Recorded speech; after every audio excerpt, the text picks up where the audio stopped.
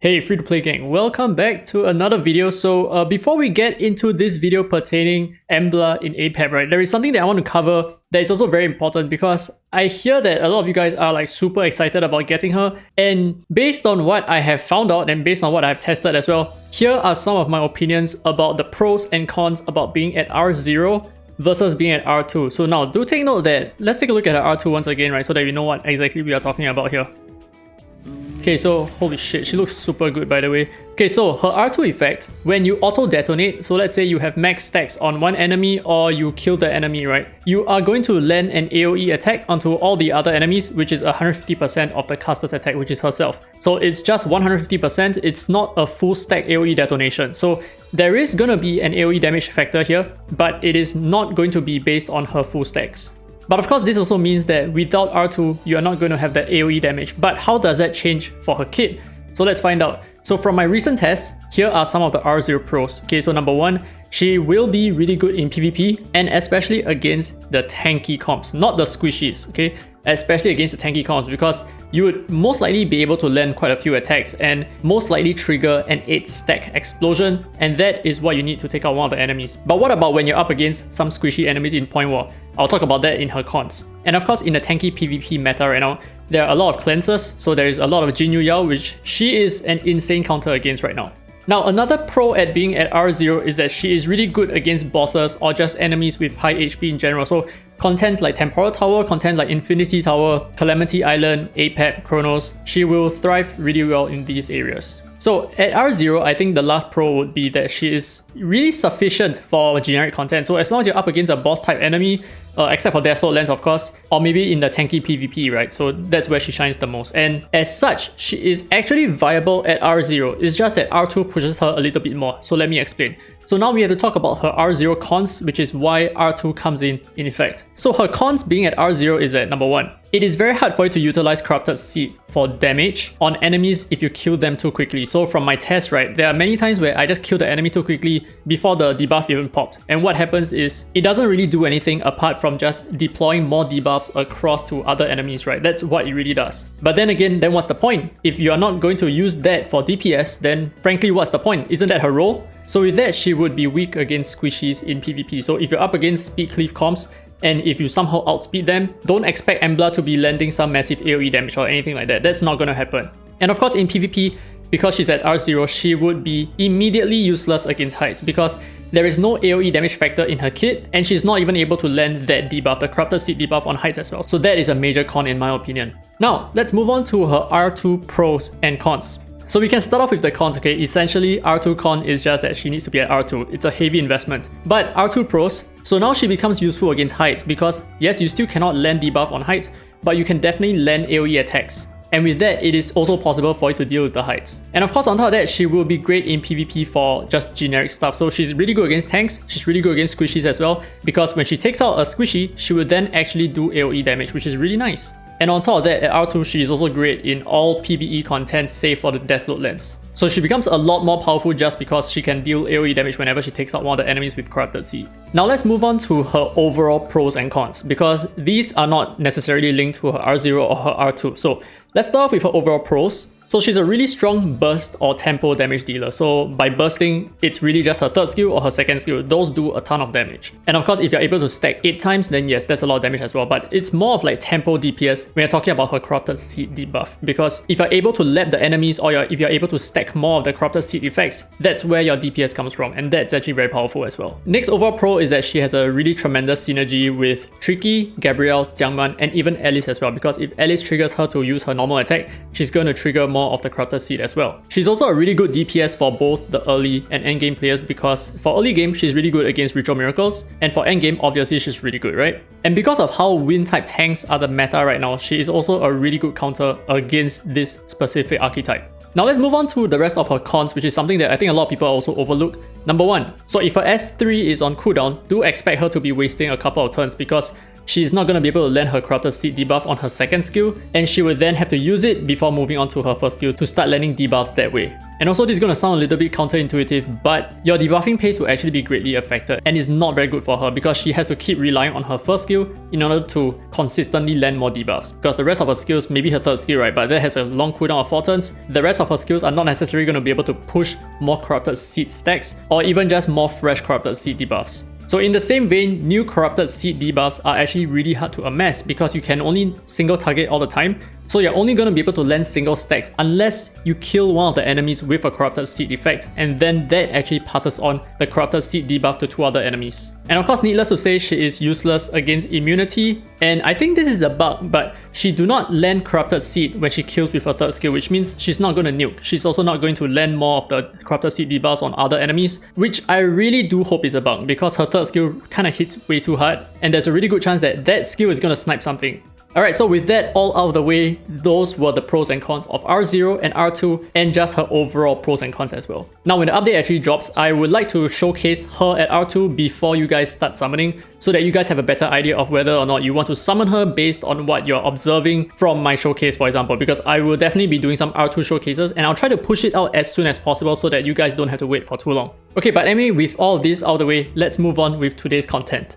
Alright, so we are back at Apep, and unfortunately I'm only able to do Apep 13, I'm not able to do 14, and I cleared 14 once, but it was by chance. So I'm not able to do Apep 15, so I'm afraid that we have to just stick to this. But let's take a look at some of the stats and some of the Espers that we're using here, right? So very typical, we'll be using a Joser here. So the reason why I think Joser is probably maybe the best choice here is because of the disease that he lets, because whenever he has Bull Rage active, his disease cannot actually be resisted, which is pretty cool. So essentially with Joser, that's more than enough in terms of disease, but of course the defense break is also very important here. And of course we will be using Sender whenever we can, so the way that I build Sender is just a lot of DPS, and I'm not sure why I give him so much accuracy. Actually, you know what, he don't need all this accuracy, he probably can do without any at all. His sole purpose is just to do damage for me, so yeah, something like that. And I'm using Hengre for healing, right? Just full team cleansing on her third skill, and I'm also going to be using Abigail just because she makes the run a lot safer, because there are times where Embla could actually die, and if she dies, that's going to be a problem for us. Alright, so let's take a look at the run, and let's just see how it performs. So I guess her being at R0, Embla at least, right? Oh wait, this is just way too loud. So I guess Embla being at R0 is only good for the Apep stage, because in the earlier waves, she's not going to be able to nuke shit. So if she takes a turn, right, maybe right now, yeah, so she's gonna do a shit ton of damage. Look at the damage. The damage is insane, but she's not gonna do AoE damage or anything like that, so that's where she kind of falls short. So she's just a DPS Esper, right? Over here she's just a DPS Esper, no more no less. And actually, wait, have I maxed the skill yet? I feel like I did not, and I think I should. Okay, but anyway, so her utility comes in play only during the Apep stage, which is right after this wave.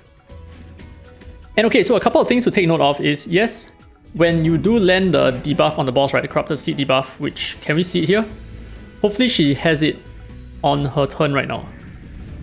So the thing is, whenever your allies attack, yeah, there we go, okay, nice. So the thing is, whenever your allies attack, when they do not have any debuffs, when they attack the boss, they are going to gain 2 stacks of poisons, right?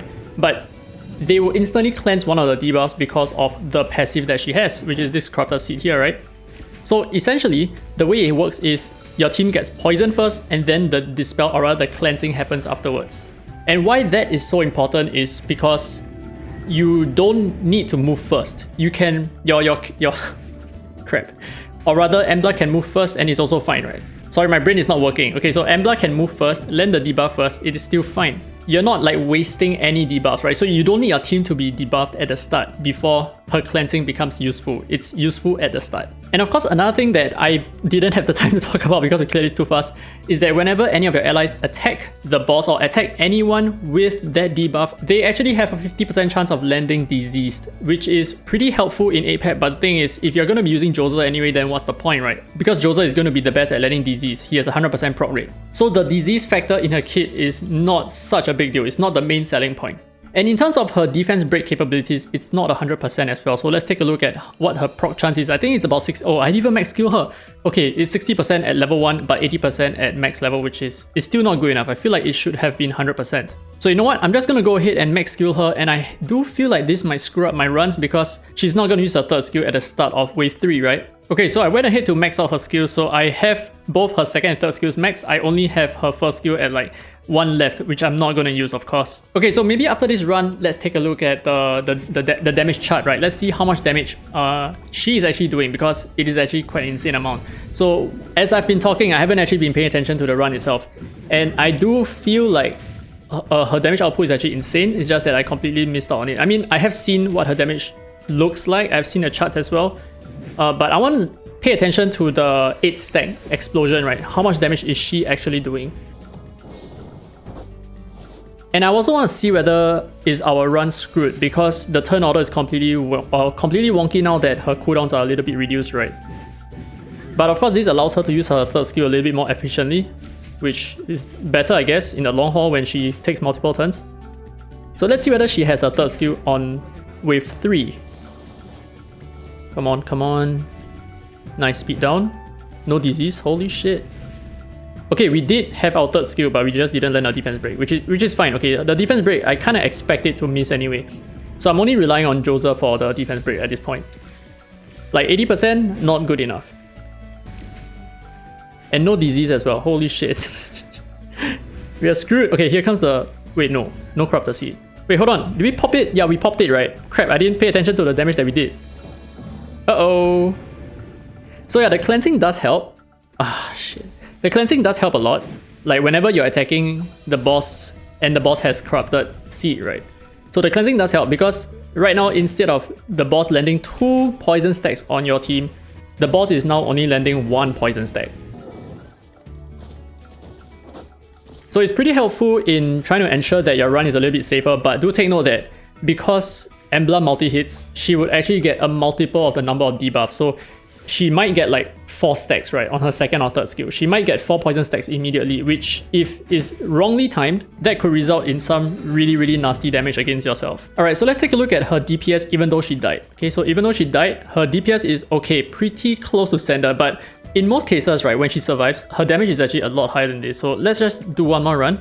And my current opinion about her, even at R0 for Apep, is that she's very powerful, very useful. So not just in terms of DPS, but also for the fact that she is cleansing your team as your team hits. And also, this kind of allows you to use double multi-hitters. So the thing is, if you're without Embla, right, and you're using a normal attack, and your normal attack hits once, you're actually going to gain 2 poison stacks. But with Embla, and with the corrupted seed debuff on the boss, if you have an Esper that hits twice, you're actually going to gain 4 poison stacks, but you're going to cleanse 2 of it. So you are still going to end up with 2 debuffs, which means that she kind of enables multi-hitters on your team. So Espers that can do multiple attacks, like double attacks, whoever that may be, that is actually possible right now. Like maybe like Tricky, for example, if you want to return the poison debuffs, it is actually possible, even though he double hits on his first skill, right?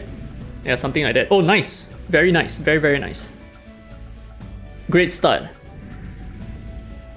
Oh, nice DPS from Sender. But of course, this is just Apep 13, right? Because this content is just such a bitch. Here we got a heal block. Nice.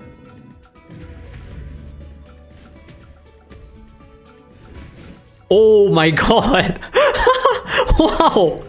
Well, that took me by surprise. How much damage was that? What the heck? Okay, so quick pause. So the first time that we saw her 8 stack nuke, it did 20,000, right? As you can see in the replay that I showcased at about 11 minutes in this video.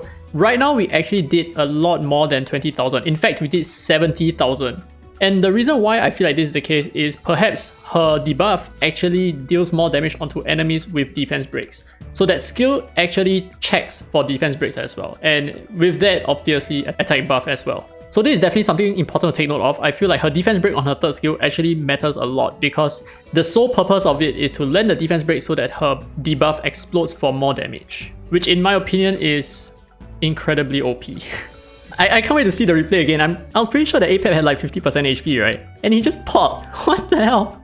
Yeah, so this is something a little bit more accurate, but in most cases, her DPS is actually even more. So it's more than 50%. But yeah, that was some freaky DPS, dude. Maybe let's just do one more. I don't know, I mean, this is like super fun to see, right? Like, when she really pops off, she really pops off. Alright, so now we are at the boss, and there is actually something else that I want to test out as well. So I kind of want to see whether is she good for Chronos, because I have a suspicion that she's going to be really good for Chronos. she don't need to not miss, right? She can miss and it's fine. And the reason for that is because her debuff lands regardless of whether she misses or not. So she is still possibly really good for Chronos, and maybe good for Fafnir as well. Yeah, to be honest, maybe really good for Fafnir. But we have yet to see about that. Nah, maybe not good for Fafnir. I'm capping. Nice! Oh wow, big DPS. Oh, damn, I thought that was like a second skill or something. But yeah, she's dead. But really good DPS though. Very, very nice DPS. So I guess that's it. So I will cover more content. I'll try, like I said, to do Chronos with her and just see whether she's useful there, because if that is really the case, right, if she really shines a lot over there, then I think that's going to be amazing for new players as well, because, you know, this is just an R0 Embla after all. And of course, she's going to be a little bit more impactful when she's at R2 and R6, but that is like more of like general utility, which is still really good, right? She definitely does much better at R2. But anyway, that's it for this video. Let me know your thoughts about her in Apep. I really like her in Apep, and I'll definitely use her in Apep as well, even on my main account. And of course, I will definitely push her to be R2 because I feel like that's where she becomes more useful. She covers more grounds, for example. But anyway, let me know your thoughts down in the comment section below, and I hope you guys enjoyed today's content. If you did, don't forget to leave a thumbs up. It really helps the channel, and subscribe for more Dislyte content. Now with that said, this has been Free to Play, and as always, I will see you in the next video.